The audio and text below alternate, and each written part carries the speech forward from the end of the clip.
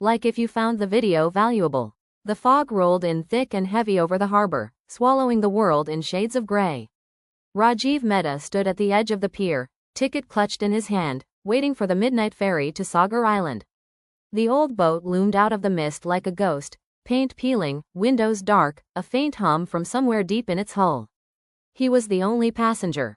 The ticket collector, a man with deep-set eyes and a voice like gravel, barely glanced at him before tearing the stub.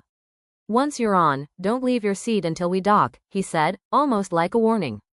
Rajiv stepped aboard. The deck groaned under his weight, and the smell of saltwater mixed with something faintly metallic, like rust or blood. Inside the cabin, a single row of worn benches ran along each wall. He took a seat by the window, though the glass only reflected the fog and his own uneasy face. The ferry shuddered to life. No crew moved about, no captain was visible. The ticket collector vanished into the shadows. Rajiv told himself this was normal for an old, small ferry. Still, the silence pressed on him. About 20 minutes into the journey, the lights flickered.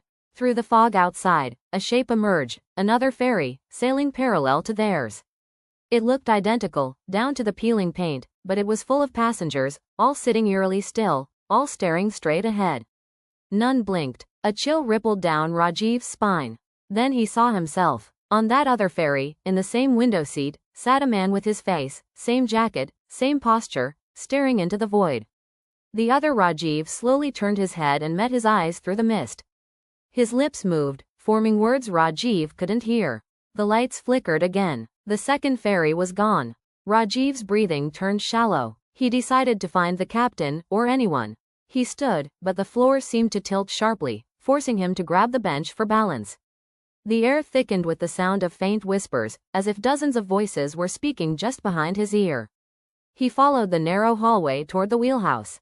The whispers grew clearer, not words, but a kind of beckoning. He reached the door, pushed it open, and froze.